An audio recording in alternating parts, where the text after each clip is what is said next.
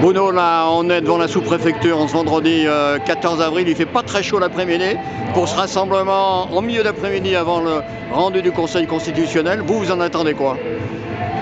Pas grand-chose au niveau du rendu du Conseil constitutionnel. Je pense qu'il n'y aura pas de décision ni favorable ni défavorable, une décision mitigée intermédiaire qui va satisfaire ni les uns ni les autres. Certainement pas les ouvriers et pas le peuple. Alors la suite de la mobilisation, ça peut être quoi? Je ne sais pas trop, mais en tout cas, il faut que ça soit toujours dans un cadre unitaire. Mais il ne faut surtout pas baisser les bras. Il faut continuer l'action. Évidemment, si c'est retoqué, ça va quand même limiter, mais tant que la loi est encore là, il va falloir continuer à lutter. Vous êtes proche de la CGT ou peut-être même à la CGT. Je ne suis pas à la CGT, mais je suis proche de la CGT. Voilà. Comment vous qualifiez justement cette action unitaire, cette innovation en quelque sorte depuis très longtemps? C'est une vraie innovation et c'est un vrai plaisir.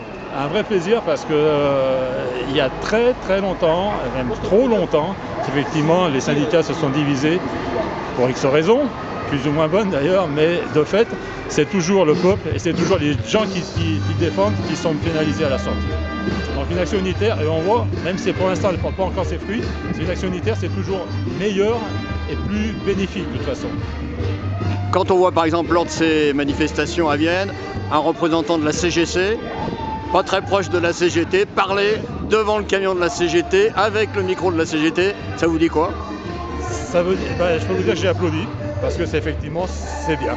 C'est très très bien que que tous les syndicats, y compris ceux des cadres, se donnent la main par rapport à une réforme aussi mauvaise pour l'ensemble des travailleurs. Donc, et c'est ma dernière question, la séparation entre les réformistes et les révolutionnaires, ça a plus court?